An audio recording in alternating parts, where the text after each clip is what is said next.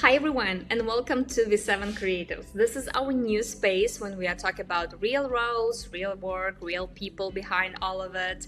And today we have a special look at the business analyst role. And please welcome our first Dariia Kucher.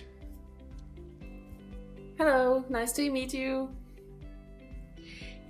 Good, and today we will talk about what actually business analyst role really means, how it works, how it actually look day to day, and how it helps to turn clients' ideas into actually working digital solutions. If you had a chance to explain your job to a friend or a family member, like family members is like a special scope. They never know what are you doing, and they actually always asking, what are you doing, huh? So if you have to ask explain this in simple words, what does the business analyst at Viseven do, and how do you help turn clients' needs to the real solutions? So what would you say? Yeah, so let me explain like you're my grandma. So, hello, my grandma. So, I'm working as a business analyst and I act as a bridge between clients' needs and delivery teams. So, clients usually come with different, high level ideas. Please make something beautiful. And I have to turn this, make something beautiful, into constructive, structured, doable requirements. And I have a strong overall understanding of business and its needs, and I can identify the best solution, whether it's defining product requirements or improving business processes and stakeholder interactions. And this ensures that the final digital solution meets business goals while staying compliant with pharma regulations. Maybe you can explain or maybe describe what skills do you use most in your everyday work as a BA, or maybe it is more about asking right questions. Maybe it's about more talking with the client, or maybe this is like a core here is working with the data, or maybe it's like a puzzle with all of these things. So which tool make your life easier, and what skills are you using the most? Yeah, definitely. So, firstly, communication is a core. Uh, it's like a core tool. So, stakeholder communication and requirements analysis are the most critical aspects of my role.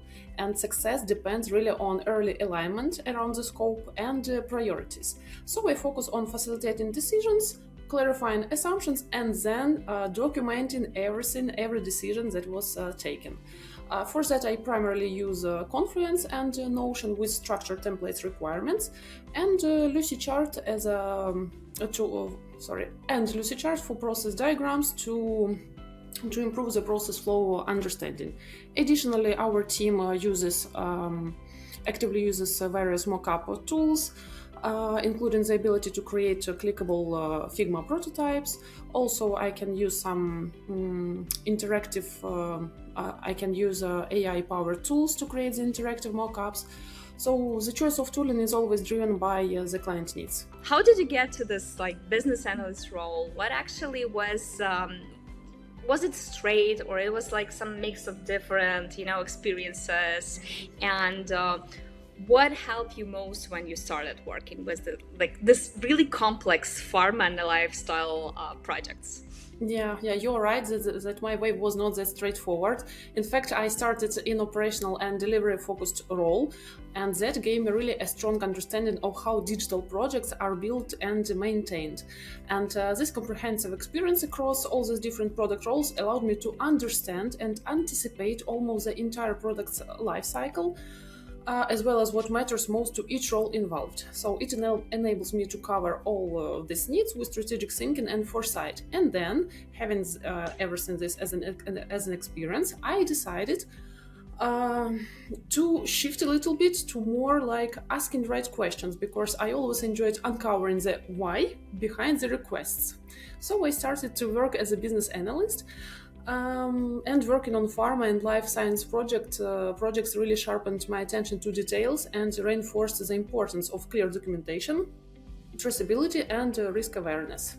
And what kind of data do you work with the most often, and how do you use it to make decision, or maybe shape that to some kind of solutions, or how to, proceed with this solution to the teams and to the clients, Yeah, so mainly I work with business and usage data such as user behavior metrics, some content, performance, CRM data, and of course feedback from medical teams, because why we are working on different features, just to get their feedbacks and to make the MVP phase a real post MVP phase with clear features.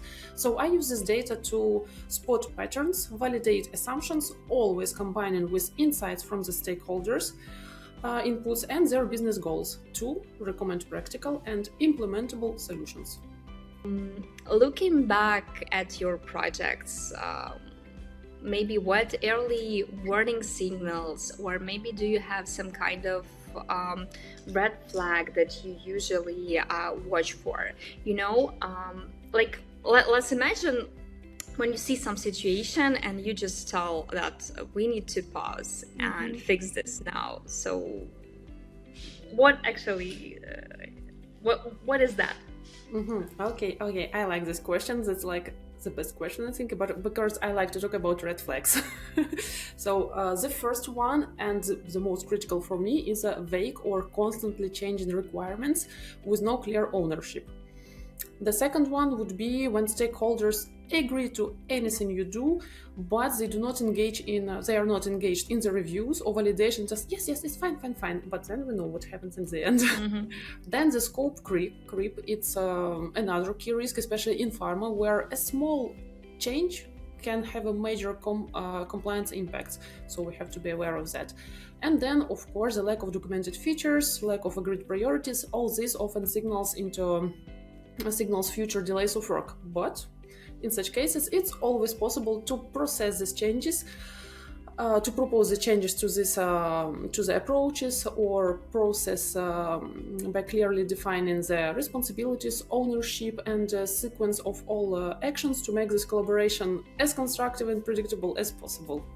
What would you advise to people who actually think about becoming a business analyst at Viseven, or who is just starting their role at this position, they work at this position? How to train themselves, or what exactly? I think maybe what to focus on.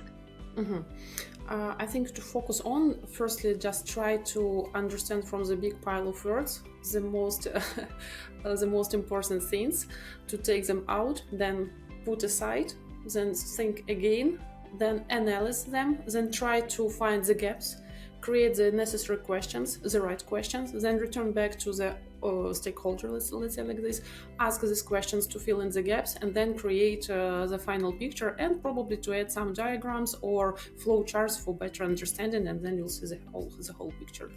Thanks for sharing your experience today, and it was a great look behind the scene of what being a business analyst at Viseven, and thanks to everyone. And to everyone listening, see you the next episodes of Viseven Creators. Thank you so much for your nice questions. It really helped me to dive back into my experience. Thank you. Bye-bye. Goodbye.